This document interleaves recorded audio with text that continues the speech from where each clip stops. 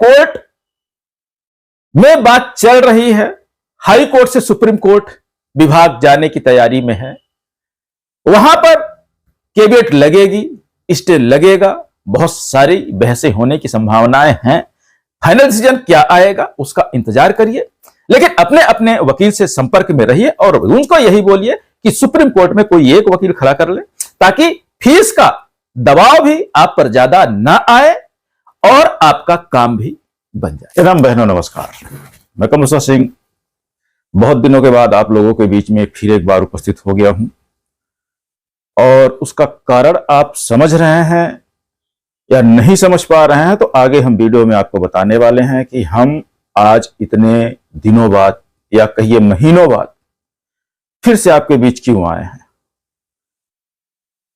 उसका अहम कारण है आप लोगों का जो अभी ग्रुप 5 का 2023 में एक परीक्षा हुई थी आप लोगों की एनएम भर्ती की, उसको लेके जो हाई कोर्ट में जंग की शुरुआत थी, मेरे द्वारा करवाई गई थी, लेकिन बीच में कुछ ऐसे मसले आए जिसके कारण हमें थोड़ा सा दूरी बनानी पड़ी।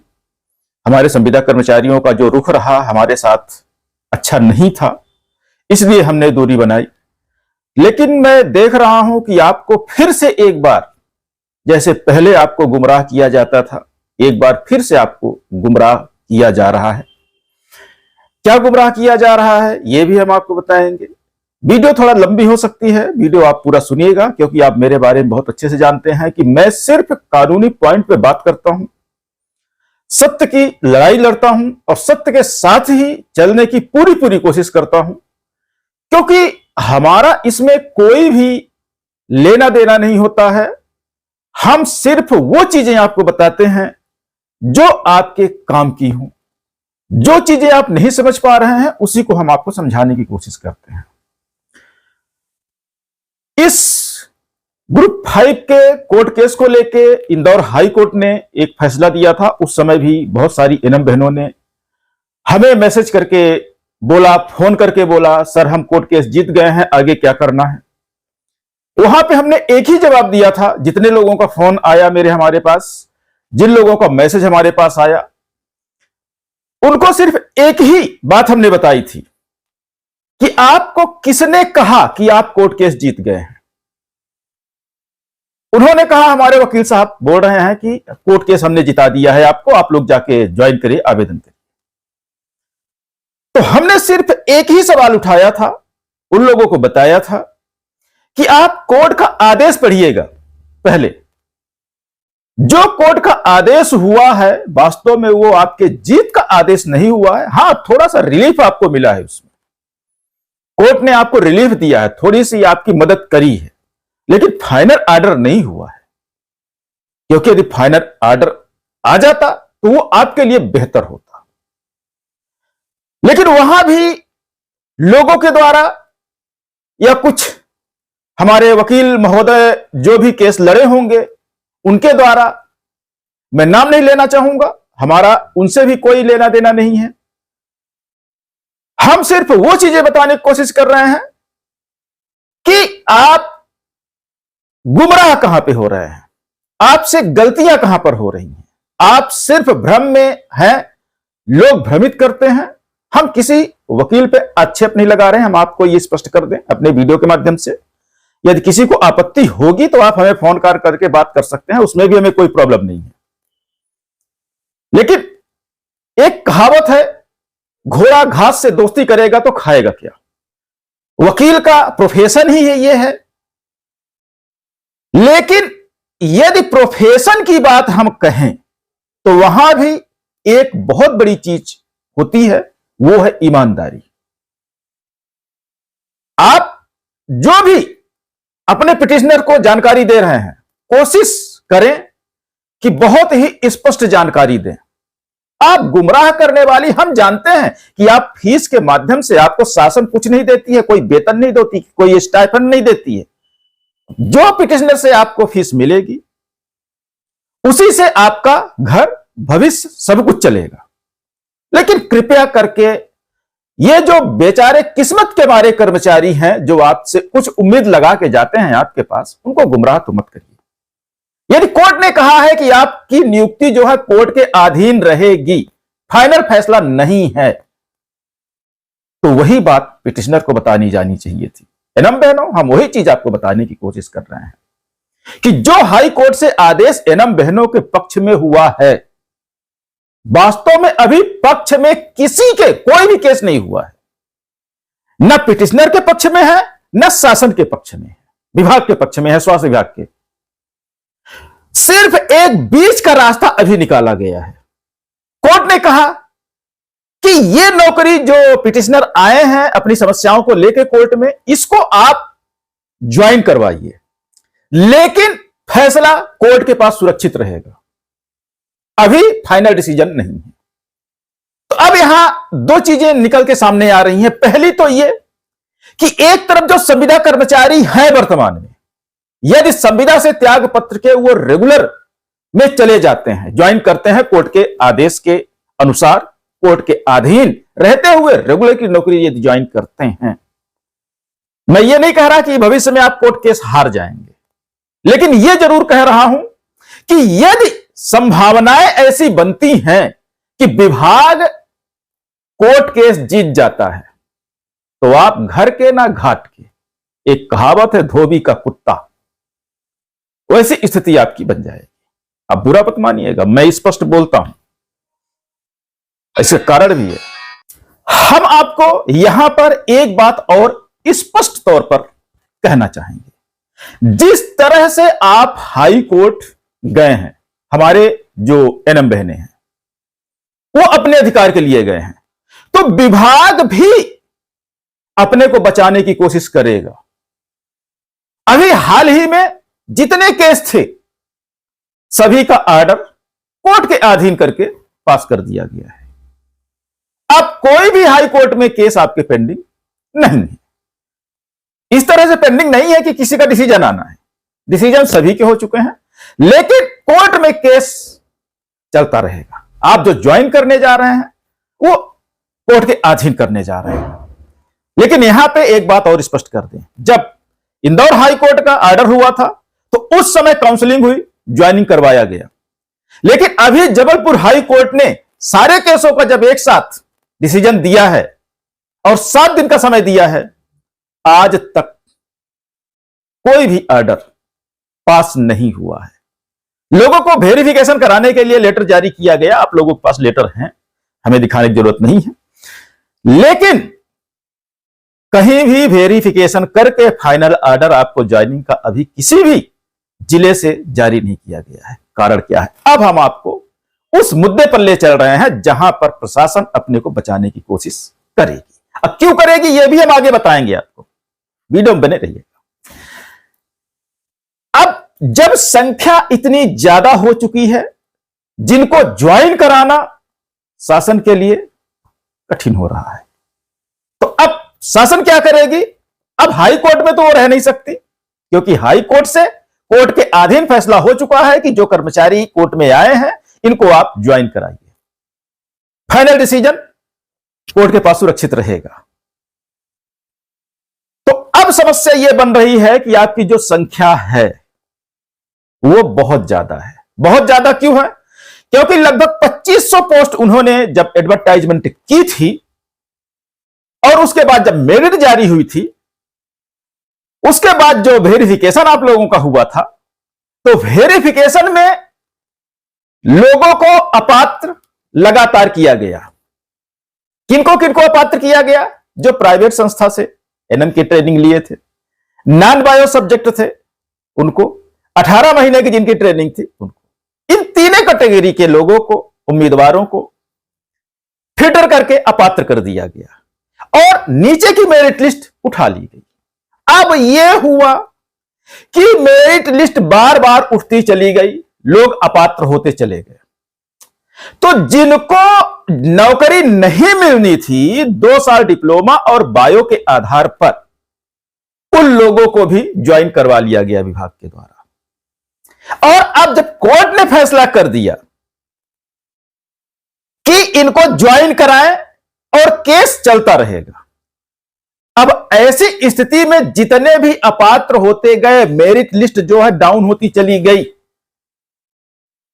तो यहां पर 2500 पोस्टों से ज्यादा संख्या लोगों की हो गई। अब यह चीज विभाग के गले की हड्डी बन गया कि अब 2500 तो उसने एडवर्टाइजमेंट ही करी थी लगभग पोस्टें भरने के लिए, लेकिन मेरिट लिस्ट में अपात्र कर करके इन्होंने मेरिट लिस्ट इतने नीचे गिरा दी कि संख्या 2500 के ऊपर जा चुकी है। अब ये ज्वाइन कहां करवाएंगे?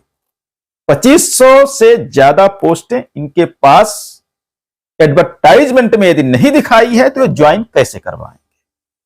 हालांकि यहां पे हम आपको बता दें कि हमने विभाग में आरटीआई लगाई थी कि शेष पोस्टें अभी कितनी हैं, तो करीब 4000 प्लस पोस्टें विभाग के पास अभी हैं, लेकिन चूंकि उसका एडवर्टाइजमेंट नहीं हुआ है इसलिए उस पर ज्वाइन कराना कानूनी अड़चन है।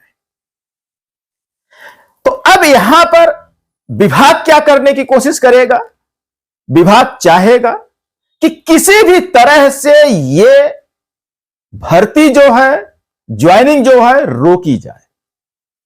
अभी आप स्टे लगाए थे, कोर्ट में आए थे, स्टे तो नहीं लगाया था आपने, आपने अधिकार के लिए लड़ाई लड़ी थी, लेकिन अब विभाग सुप्रीम कोर्ट में स्टे लगाने की कोशिश कर रहा है।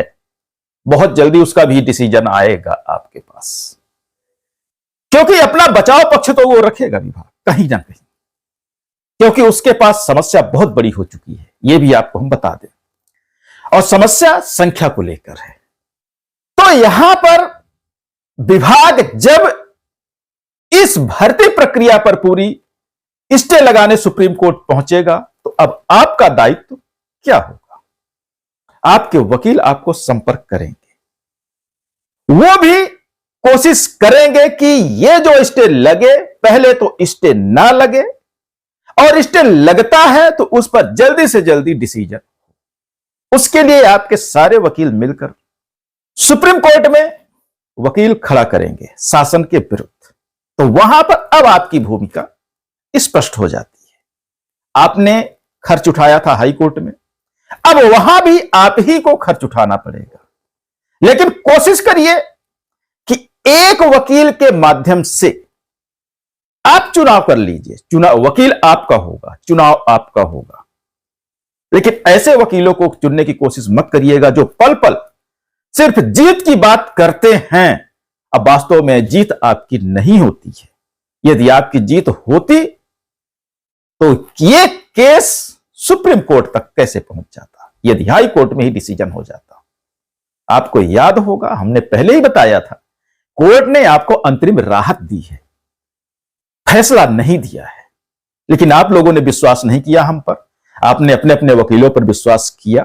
अच्छी बात है, वो आपका अपना विचार है, लेकिन आज सुप्रीम कोर्ट केस गया, विभाग स्टे के लिए लगाने जा रहा है, तो अब आपकी यहां भूमिका स्पष्ट होती है। अपने अपने वकीलों से संपर्क करिए और सभी को बोलिए कोई एक वकील, हालांकि हमारे जो वकील हैं वो नहीं चाहते थे कि यह डिसीजन कोर्ट के अधीन हो, वो चाहते थे कि फाइनल डिसीजन हो, लेकिन चूंकि इंदौर हाई कोर्ट में एक वकील साहब के द्वारा गलती कर दी गई और अंतरिम राहत के तौर पर उन्होंने एनएमओ को बता दिया कि आप कोर्ट केस जीत गए, जो कि जीत नहीं थी। आखिर उसी को मुद्दा बनाते हुए पूरे केस एक तरफ अधर में पेंडुलम की तरह लटक गए। आप ना घर के हैं ना घाट के हैं। संविदा नौकरी यदि छोड़ते हैं और यदि कोर्ट केस भविष्य में हारते हैं तो आप दोनों तरफ से चले जाएंगे, और डिसीजन यदि आपके पक्ष में आ जाता है तो बल्ले बल्ले आप बधाई के पात्र हैं। लेकिन जिस तरह से गुमराह किया जाता है आपको, आप उनसे थोड़ा सा सतर्क रहिए। आप अंग्रेजी यदि अच्छे से पढ़ना नहीं जानते हैं तो आप वकील साहब से बोलिए, आपके जो भी डिसीजन आते हैं, आपके जो भी वकील हो, हमारा यहां किसी पर्सनल वकील से मतलब नहीं है। हमारे तीनों खंडपीठ के वकील जो भी केस लड़ते हैं वो सभी इसमें शामिल हैं।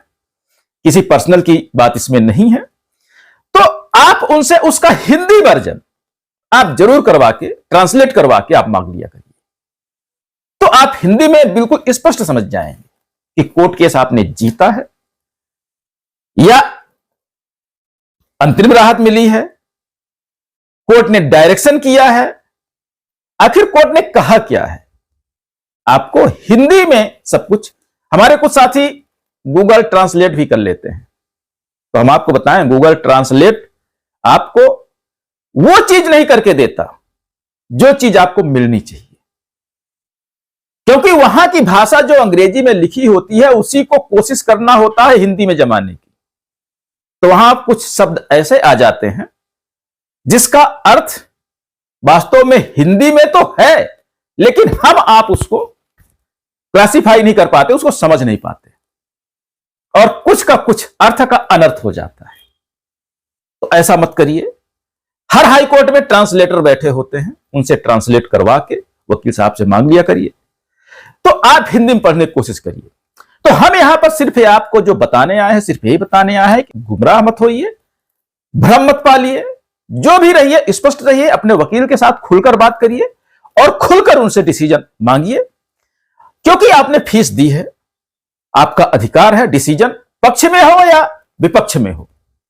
लेकिन कोर्ट का जो आदेश हुआ है उसका स्पष्ट हिंदी वर्जन आपका अधिकार है कि हिंदी में आप ऑर्डर की कॉपी अपने अपने वकील साहब से मांग लीजिए। और अंग्रेजी आप पढ़ना जानते हैं तो आप भी समझदार हैं, पढ़ लीजिए, उसको समझ लीजिए। लेकिन अब जब कोर्ट में बात चल रही है, हाई कोर्ट से सुप्रीम कोर्ट विभाग जाने की तैयारी में है, वहां पर कैविएट लगेगी, स्टे लगेगा, बहुत सारी बहसें होने की संभावनाएं हैं।